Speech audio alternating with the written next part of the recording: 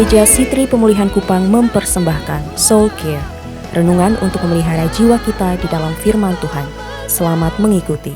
Roh Kudus membantu kita dalam kelemahan kita, sebab kita tidak tahu bagaimana. Kata bagaimana dalam bahasa Yunani bisa diterjemahkan apa yang harusnya kita doakan, tetapi Roh sendiri berdoa untuk kita kepada Allah dengan keluhan-keluhan yang tidak terucapkan. Ayat 27 menarik sebab dia connect, dan Allah yang menyelidiki hati nurani. Tangkap ini baik. Allah yang maha tahu, omniscience. Allah yang menyelidiki hati nurani, mengetahui maksud roh itu, yaitu bahwa ia sesuai dengan kehendak Allah, berdoa untuk orang-orang kudus. Dengan kata lain, waktu dalam musim yang sulit itu, engkau tidak tahu bagaimana bicara kepada Allah. Engkau ingin sesuatu tapi engkau tidak tahu omong dari mana. Di titik itu Allah menyelidiki hati nurani saudara, dan Roh Kudus menyampaikan kepada Bapa apa yang engkau perlu di musim itu. Mungkin itu tidak sesuai dengan yang engkau inginkan, tapi itu yang terbaik yang Roh Kudus mau terjadi di hidupmu. Ini penting, kan kita akan masuk ayat yang ke-28. Di doa seperti itu engkau tidak mengerti apa yang terjadi, tapi hatimu menangis, air matamu tumpah. Ingat, identitasmu adalah anak Allah, bait Allah, dan Roh Kudus tinggal di dalam. Mungkin engkau ingin sesuatu sederhana, engkau sedang sakit dan mungkin engkau mau kesembuhan, tapi Roh Kudus berbicara kepada Allah dengan cara yang lain dan sesuatu yang lain.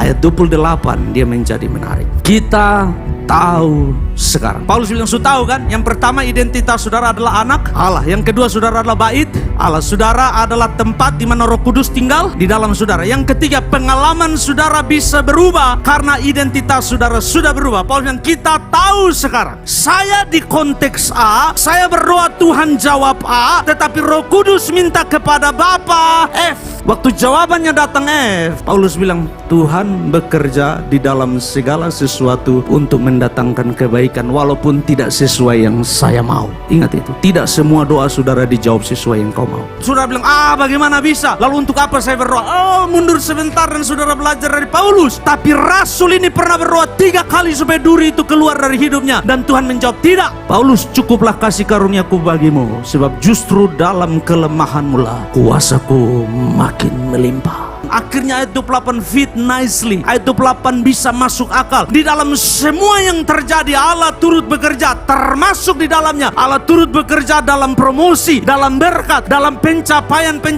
Semuanya Allah turut bekerja. Saya berdoa minta A, Tuhan jawab D. It's okay, sebab di D juga Tuhan pakai untuk kemuliaan namanya. Identitas saudara adalah anak Allah, saudara adalah bait Allah, Roh Kudus tinggal di dalam saudara. Kerohanian saudara, respon saudara, ibadah saudara, pelayanan saudara tidak ditentukan oleh jawaban doa saudara. Sebab kadang jawaban doa saudara tidak sesuai. Lalu kalau saudara bersandar kepada kalau Tuhan sudah jawab doa, besok melayan.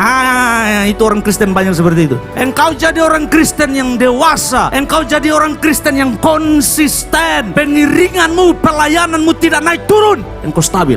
Kenapa? Dalam setiap doa engkau tahu ada Allah di sana. Dalam setiap musim Allah turut bekerja. Saya sudah bilang, penderitaan kita beda-beda. Apakah engkau tetap stay dalam calling saudara, panggilan saudara, bahwa inilah panggilan Tuhan bagi hidup saya akan terus menjalaninya. Allah turut bekerja di dalam segala sesuatu untuk mendatangkan kemuliaan. Itulah kuasa yang saudara dan saya perlu. Demikian renungan Soul Care dari Gereja Sitri Pemulihan Kupang. Tuhan Yesus memberkati.